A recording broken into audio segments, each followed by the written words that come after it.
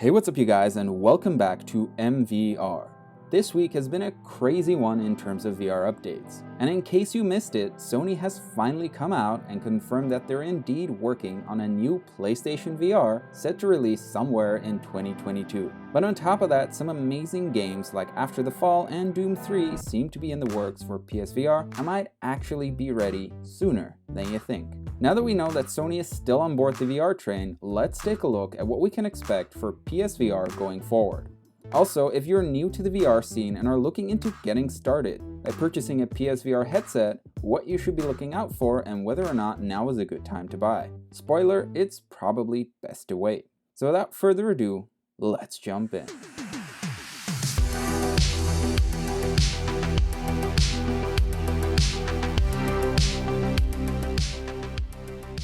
So the original PlayStation VR headset was released way back in October of 2016, which in the rapidly changing field of VR is a pretty long time ago.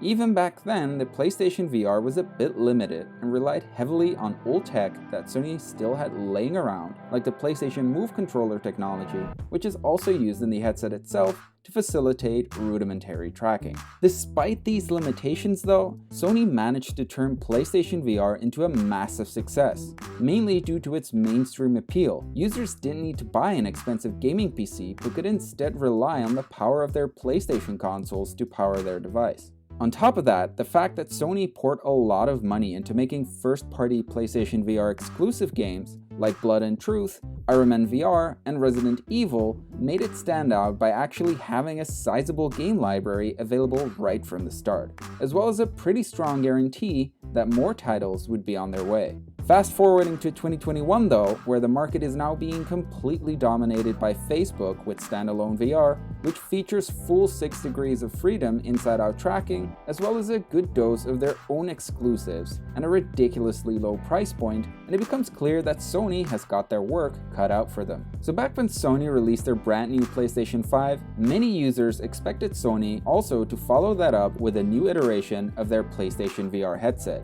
But according to the company itself, they deliberately chose not to do this, since they felt that pairing the release of two very expensive items was not a good idea at the time. That was until last week when Sony announced in a blog post that their next generation VR system will be coming to the PlayStation 5, but unfortunately not in 2021. The post also stated 3 key areas where they hope to improve the experience for PlayStation VR players going forward. The first key area of improvement would be ease of use. The original PlayStation VR was notorious for having an incredibly overcomplicated setup process, which involved a high number of cables and a separate processing unit that everything had to be plugged into in order for it all to work, which meant that by the end you would have a huge mess of cables cluttering up your play area. The new PlayStation VR, however, will do away with all of that and will instead rely on only a single cable. Now, whether or not that means that said cable will end up using only a singular port on the PlayStation, or if it will split off and use multiple ports, remains to be seen. One thing's for sure though, you can say that cable mess that came with the PlayStation VR 1 goodbye. Now, the second key area of improvement would be image quality and field of view.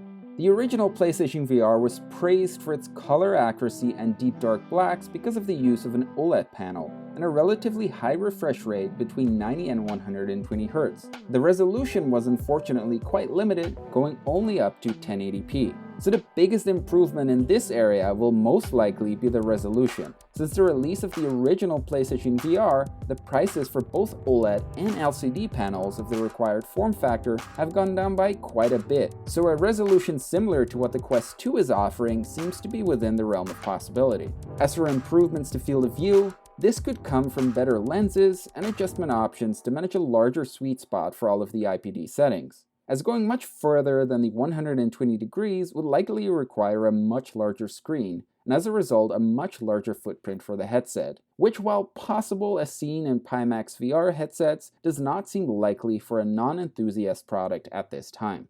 The third and probably the most exciting area of improvement would be controllers and input. In Sony's own words, one of the innovations we're excited about is our new VR controller, which will incorporate some of the key features found in the DualSense wireless controller, along with a focus on great ergonomics. That's just one of the examples of future-proof technology we're developing to match our vision for a whole new generation of VR games and experiences. Now, this has amazing potential for VR, the most noteworthy being the adaptive triggers with haptic feedback, which could greatly enhance immersion compared to regular triggers. Great examples would be actual gun triggers, giving off more resistance when trying to squeeze them, or a slow but steady increase in resistance when you're tightly grabbing onto objects. Now, while we don't have any concrete evidence or indication of what the next generation of PlayStation VR will look like, we can take a slight look back at an earlier video where we covered patent filings by Sony regarding VR headsets and controllers. Most notably, it seems very likely that the next generation of controllers will look a lot like the current Oculus and Valve controllers, with a likely heavy resemblance to some of the characteristic features of the latter, which leaves me, for one, highly optimistic about the future of PlayStation VR and about the PlayStation VR as a competitor to the mass market appeal of the Quest going forward. Definitively showing that Sony is not out of the VR market at all and is only ramping up is the recent announcement of some amazing upcoming games that in some cases could be coming sooner than you think.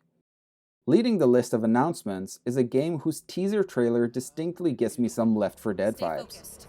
Find what you can and meet me back here. Let's go. Roger that.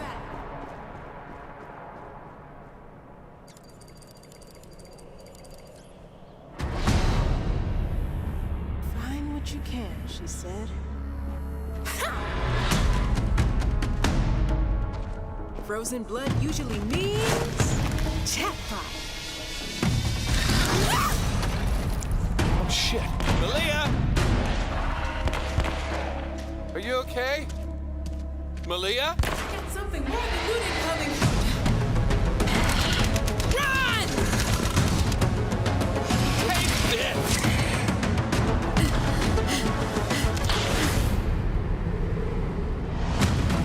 You still got the launcher! Absolutely!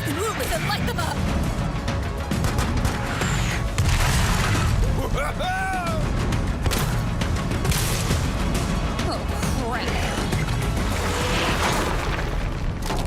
Over here, get in quick! Come on! Smasher incoming!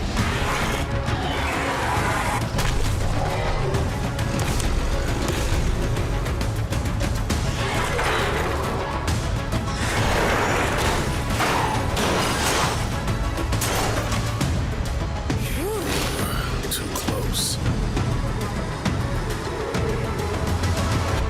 Going to the mall sure hits differently these days, don't you think?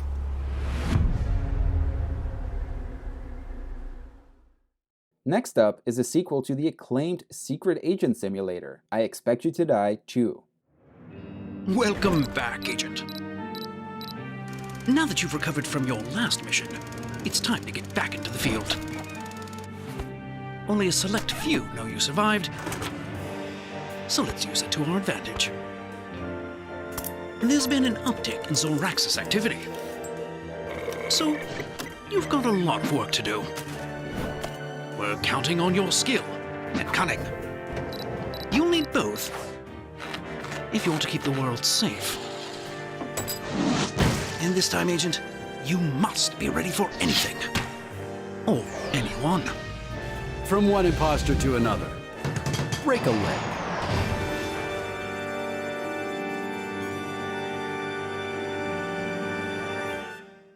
In this universe, you will spend your time skiing, running, climbing, base jumping, and ziplining through mountain slopes, cliffs, and bases to fight off interdimensional bad guys. But the fire is so delightful. Since we've no place to go, let it snow, let it snow, let it snow. Fire is slowly dying, and my ear is still behind. But as long as you love me so, let it snow, let it snow, let it snow.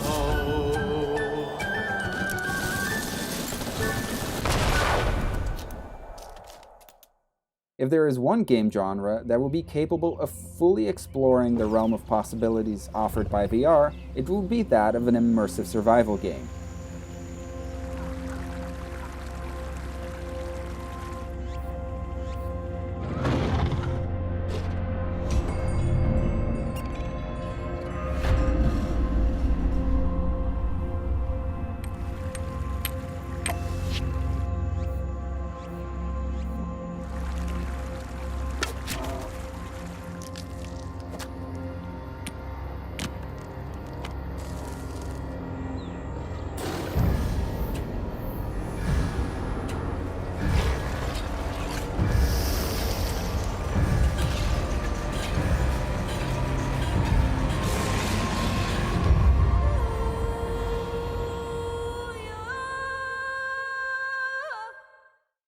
we doomed to a worse fate than our ancestors? What is probably one of the most ambitious undertakings for a VR game would be creating a real breathtaking MMO world. If you're a fan of JRPGs and MMO-style gameplay, then be sure to check this one out. I remember learning about the corruption from long ago. A darkness that enveloped the land and created the fracture. We believed that our world had fallen.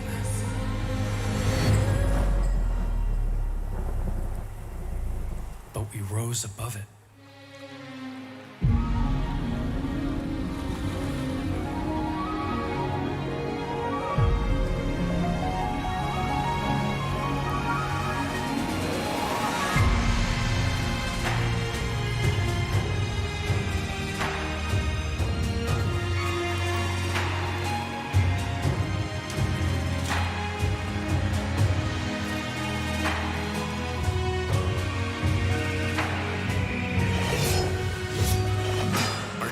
Stepped forward to save us from ruin.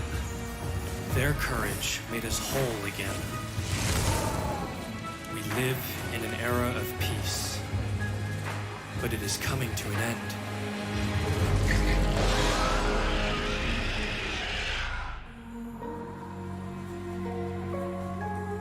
The corruption is back, and it is even stronger than before. This time, we are far outnumbered.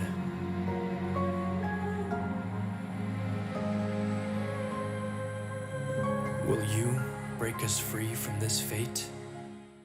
This last bad boy probably requires no introduction at all. The granddaddy of video games and perhaps one of the earliest attempts at a mainstream VR game, Doom 3 VR.